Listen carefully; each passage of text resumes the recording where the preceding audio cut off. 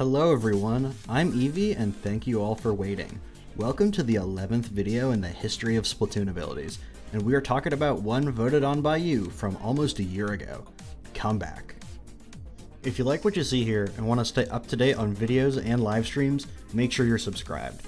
If you really like my content, consider becoming a channel member, as it includes sneak peeks on upcoming videos, badges next to your name during live streams, and direct video suggestions. Alright, without any more stalling, let's get right into it.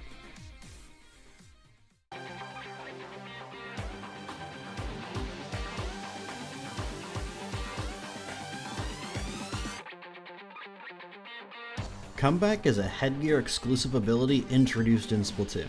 It grants many different abilities for a short time after respawning. It gives you 12 AP, or 4 subs of Ink Saver main, Ink Saver sub, Ink Recovery up, Swim Speed up, and Run Speed up for 20 seconds after respawning. It has to be after death from a player and not an environmental respawn, like falling off a map. Otherwise, it won't activate. Comeback is great for weapons that fight a lot, as fighting weapons like the Ink Efficiency perks to keep up the pressure to remain uptime, and the movement abilities make them harder to hit, and allows them to close gaps quicker, leaving less time to react. Weapons like Splattershot, 52 Gal, Luna Blaster, Carbon Roller, Crack-On Splat Roller, and Tri-Slosher really enjoy all the buffs received, and is harder for longer range and slower weapons to fight back once these weapons are in their effective range, which is easier due to the pressure exerted for more sub-weapons coming their way, along with punishing players who do not have pinpoint aim for these high-speed targets. Comeback synergizes extremely well with quick respawn and stealth jump, as Comeback lets you return to the fight faster, and once you're there, you're still likely to have the buffs to continue your advantage and snowball. This is even more prevalent with stealth jump. Skip the swimming back to the fight portion and safely super jump in. Now you have more time with your buffs, allowing for an even easier advantage. Despite excelling on weapons that fight and die a lot, there are some fringe uses for backline weapons. If you wanted to run a headgear exclusive ability at the time, Comeback was the only good one, as Opening Gambit and Last Ditch Effort were really bad in Splatoon 1, and Tenacity hasn't received its buff yet. It also helps in an endgame position where the enemy is near your spawn, and you're holding them off by trading and making risky plays, or for weapons that can switch between frontline fighters and backline supporters, like Custom Jet Squelcher and Custom E-Liter 3K. But in version 2.6.0 on March 8th, 2016, Comeback got a couple changes. The first was a bug fix, where super jumping sometimes delayed the activation of Comeback. But the more important change is that Special Charge Up is now added to its repertoire. This is a massive buff. Adding in Special Charge for free made Comeback even more worth it, and increased its snowball potential even more. Weapons that are respawning are now able to charge their special more easily on their way back to the fight, or get their special more quickly while fighting, allowing you to keep up your momentum or swing the tempo of the match. This was most likely done because during this same patch, many other abilities were buffed, and maybe the Splatoon developers thought Comeback would be left behind if it didn't get a boost of its own. Though, this is really the end of seeing Comeback on backline and more passive weapons, as Tenacity or another main of another ability was more efficient. But that's okay, because it really made the fighting weapons even better at their job. The earlier metas of Splatoon was more so focused on damage up and fast one-shot kills, but a little time after this, it shifted more to a fighting quick respawn meta, and this was Comeback's time to shine. The new meta was coined as the QR Stealth Jump meta, or the Zombie meta, and Comeback was run on most weapons in this meta too. Comeback already synergized perfectly with quick respawn and stealth jump, and them being commonplace really helped the usage of it. Of course, there were some weapons that didn't run it, like E-Liter 3K or 96 Gal Deco, but most of the shooters, rollers, and blasters did, with some chargers and sloshers joining in on it too.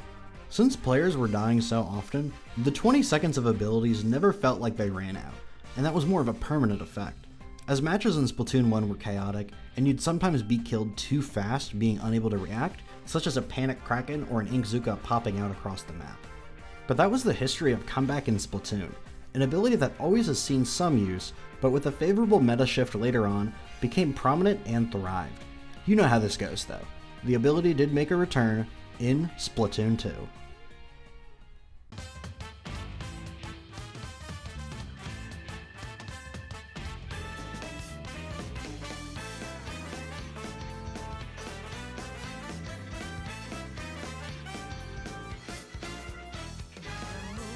The start of Splatoon 2 brought many changes on how Splatoon is played.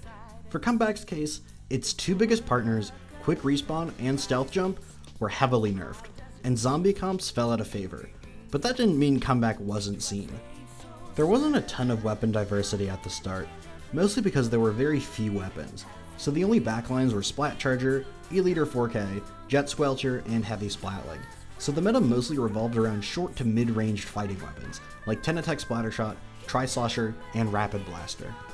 These weapons like to spec into their mobility, as it gives them an advantage during fights. On top of that, the Ink Savers were a great bonus, allowing them to have more uptime. 10-attack Splattershot really liked to take fights, and would often die. This allowed it to keep up the pressure. Tri-Slosher also really liked the benefits of Special Charge Up, as it supplied the team ink armor. Many teams ran 2 or 3 Tri-Sloshers at once, and they could be played in a variety of different ways. One could be supportive, farming special and doing burst bomb chip, the other could be aggressive, picking fights and jumping enemies. You can have 2 supportive ones enabling your other 2 weapons to go sicko mode, you can have 2 aggressive ones being supported by at a distance, or you can have the 2 swap between the roles of supportive and aggressive on the fly for when the situation calls. Comeback enabled the flexibility of Tri-Slosher to do so many things, along with other weapons trying to keep up with the pace. More so in 2 than 1, Comeback really helped in Rainmaker, as the pace of the mode was a lot faster, and since Quick Respawn wasn't as useful as it was in Splatoon 1, getting back to the objective faster allowed you to maintain space and lock down certain areas more effectively. And when Clam Blitz was introduced, Comeback was also seen as useful, as throwing yourself at the enemy until they collapsed was seen as a good strategy, and there was a resurgence of Comeback, Quick Respawn, and Stealth Jump teams that helped bolster that playstyle. Comeback was an extremely popular ability and got used for weapons released after launch, such as Sploosh-O-Matic and Ink Brush, but many weapons were unable to keep up with the fast pace Comeback enabled, and many people wanted a change, and before long, they got one. In version 3.0.0 on April 25th, 2018, Comeback got a nerf. The amount of AP received from the ability has been reduced from 12 to 10 AP. So what? Instead of 4 subs, you now only have 1 main. What's the difference?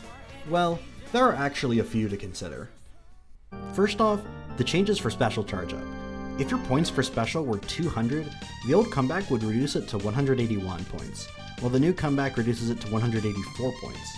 In terms of Ink Saver main, the old Comeback would give NZAP85 148 shots on a full ink tank, and the new Comeback would give it 144 shots. These nerfs seem small, and not enough to push down the usage of Comeback. And you'd be right. This pushes the total AP down from 72 to 60 when the ability is active, and I think this was a smart nerf. It still enables these weapons to be better fighters and get their specials faster, but toning it down so the snowball isn't as severe, while still being generous with the amount it gives out. This didn't really change the usage too much. Some weapons like Jet Squelcher and Dynamo Roller that infrequently ran it usually ran it even less now, but all the weapons that benefited from it before still went on to use it. But its dominance of being the best headgear ability wouldn't last long, and the crown would go to another one in the coming months. Splatoon 2 started to shift towards a more passive, special spammy metagame, where fights were determined by the first pick, so rushing, risking your life wasn't ideal, as that could lose your team the fight. The pace of the game was slowed down too, with players throwing bombs and using their longer range weapons to poke, and a lot of shorter range weapons were pushed to the side. This didn't help out Comeback, but the buff to Last Ditch Effort received in the first half of 2019 sealed the deal for it. 24 AP, or 8 subs of all the sabers, was a massive amount, and it's not like you could run both, as Comeback and Last Ditch Effort were headgear exclusive abilities, so you had to choose one or the other. This made weapons like Splattershot, Splat Dualies, Tri-Slosher, and Splat Roller, weapons that still like the effects of Comeback, go with Last Ditch Effort since the amount given for one main ability slot was massive, and could make up for the loss in mobility and special charge by fitting it somewhere else in their gear set. Because of this, Comeback was seen very rarely, as it was usually more optimal to run Last Ditch Effort plus mobility plus special charge up, as you get more out of your gear set as a collective. Very few cases for Comeback, mostly on Tetra Dualies that spec'd into the full Comeback, Quick Respawn, and Stealth Jump combo, which hasn't been seen in quite some time, but can still see some success. And even though Stealth Jump and Quick Respawn were seen more highly than they were at the start of the game, Stealth Jump was usually run with Last Ditch Effort, and Quick Respawn didn't synergize well with the Stolly playstyle. Weapons like Splooshomatic, Inkbrush, and Dapple Doolies could still run Comeback effectively, as they were already very ink-efficient weapons, but running Last Ditch Effort would still be viable, considering how many abilities it gave you. But that is how Comeback was left in Splatoon 2. Had some prominence at the start of the game, but fell off because of the prevalence of one ability. Comeback never became bad, but outclassed in the worst way possible. There are still reasons to use it, and you still did see it, but its glory days were over. But like most abilities before, it returned again in Splatoon 3.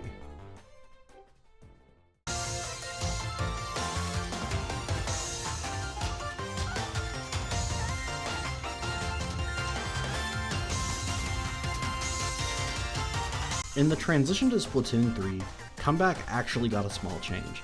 It now activates when you die to the environment, such as falling off the map or bumping into the Rainmaker shield.